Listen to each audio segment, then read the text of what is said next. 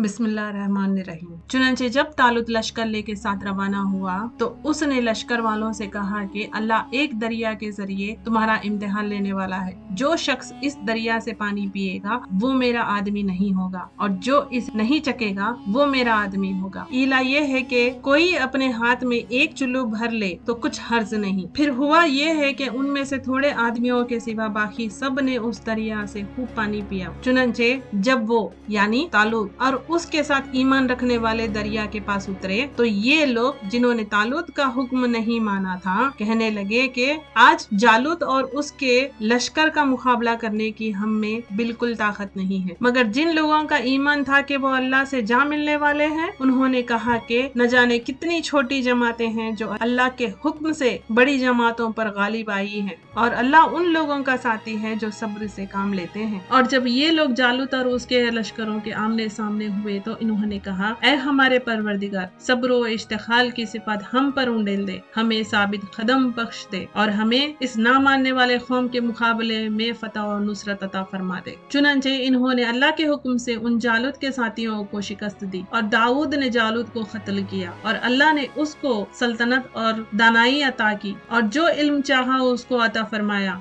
अगर अल्लाह लोगों का एक दूसरे के जरिए दिफा न करे तो जमीन में फसाद फैल जाए, लेकिन अल्लाह तमाम जहानों पर बड़ा फजल फरमाने वाला है। ये अल्लाह की आयत है जो हम आपके सामने ठीक ठीक पढ़कर सुनाते हैं और आप बेशक उन पैगम्बरों में से हैं जो रसूल बनाकर भेजे गए हैं। ये पैगम्बर जो हमने मखलूक के इस्लाह के लिए भेजे हैं, इनको हमने एक दूसरे पर फजीलत अता की है। इनमें से बाज वो हैं जिनसे अल्लाह ने कलाम फरमाया और इनमें से बाज को उसने बादरजा बुलंदी अता की और हमने ईसा इब्ने मरियम को खुली निशानियां दी और रूहुल कुद्दूस से उनकी मदद फरमाई। और अगर अल्लाह चाहता तो उनके बाद वाले लोग अपने पास रोशन दलील आ जाने के बाद आपस में न लड़ते, लेकिन उन्होंने खुद इख्तलाफी किया। चुनंचे उनमें से कुछ वो थे जो ईमान लाए और कुछ वो जिन्होंने कुफ्र अपनाया। और अगर अल्लाह चाहता तो वो आपस में न लड़ते, लेकिन अल्लाह वही करता है जो वो चाहता है। ऐ ईमान वालो, जो रिस्क हमने तुम्हें दिया है उसमें से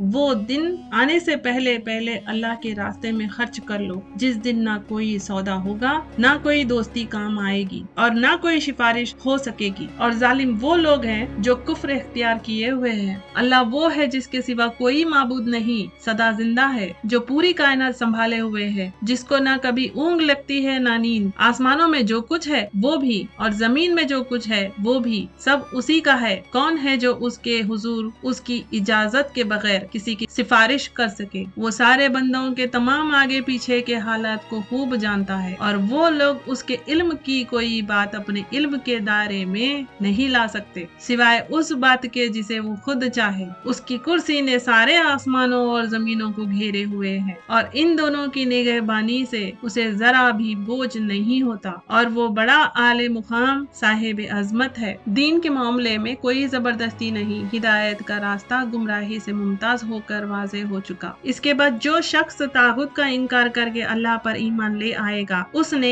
एक मजबूत कुंदा थाम लिया जिसके टूटने का कोई इम्कान नहीं और अल्लाह खूब सुनने वाला सब कुछ जानने वाला है। अल्लाह ईमान वालों का रखवाला है, वो उन्हें अंधेरियों से निकाल कर रोशनी में ले आता है और जिन लोगों ने कुफ्र अपना लिया है उनके रखवाले वो शैतान है जो उन्हें रोशनी से निकाल कर अंधेरियों में ले जाते हैं। वो सब आगे के बासी हैं, वो हमेशा उसी में रहेंगे। क्या तुमने उस शख्स के हाल पर गौर किया जिसको अल्लाह ने सल्तनत किया दे दी थी कि वो अपने परवरदिगार के वजूद ही के बारे में इब्राहिम से बहस करने लगा। जब इब्राहिम ने कहा मेरे परवरदिगार वो है जो जिंदगी भी देता है और मौत भी, तो वो कहने लगे कि मैं भी जिंदगी देता हूँ और मौत देता हूँ। इब्राहिम ने कहा, अच्छा, अल्लाह तो सूरज को मशरिक से निकालता है, तुम जरा उसे मगरिब से तो निकाल कर लाओ। इस पर वो ना मानने वाले हैरान होकर रह गए और अल्लाह ऐसे जालिमों को हिदायत नहीं दिया करता। या तुमने उस जैसे शख्स के वाक़ये पर गौर किया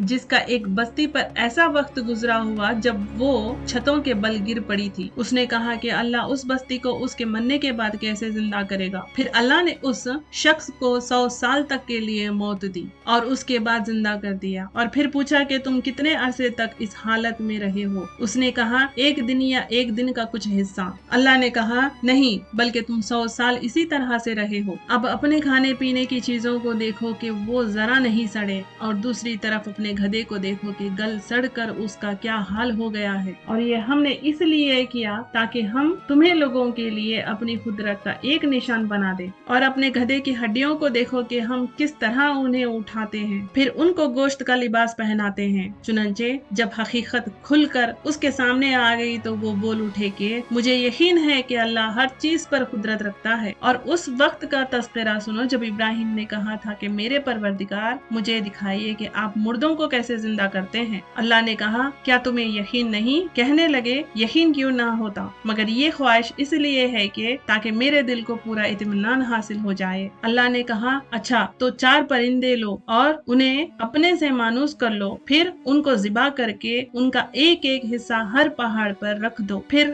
ان کو بلاؤ، وہ چاروں تمہارے پاس دوڑے چلے آئیں گے۔ اور جان رکھو کہ اللہ پوری طرح صاحب اقتدار بھی ہے، اعلیٰ درجے کی حکمت والا بھی۔ اور جو لوگ اللہ کے راستے میں اپنے مال خرچ کرتے ہیں ان کی مثال ایسی ہے جیسے کہ ایک دانہ 7 بیلیں اگائے اور ہر بیل میں 100 دانے ہوں، اور اللہ جس چیز کے لیے چاہتا ہے ثواب میں کئی گنا اضافہ کر دیتا ہے۔ اللہ بڑے وسعت والا اور بڑے علم والا ہے۔ جو لوگ اپنے مال اللہ کے راستے میں خرچ کرتے ہیں پھر خرچ کرنے کے بعد نہ احسان جتاتے ہیں اور نہ کوئی تکلیف پہنچاتے ہیں، وہ اپنے پروردگار کے پاس اپنا ثواب پائیں گے، نہ ان کو کوئی خوف لاحق ہوگا اور نہ کوئی غم پہنچائے گا۔ بھلی بات کہہ دینا اور درگزر کرنا اس صدقے سے بہتر ہے جس کے بعد کوئی تکلیف پہنچائی جائے، اور اللہ بڑا بے نیاز بہت بردبار ہے۔ اے ایمان والو، اپنے صدقات کو احسان جتلا کر اور تکلیف پہنچا کر اس شخص کی طرح ضائع مت کرو جو اپنا مال لوگوں کو دکھلانے کے لیے خرچ کرتا ہے اور اللہ اور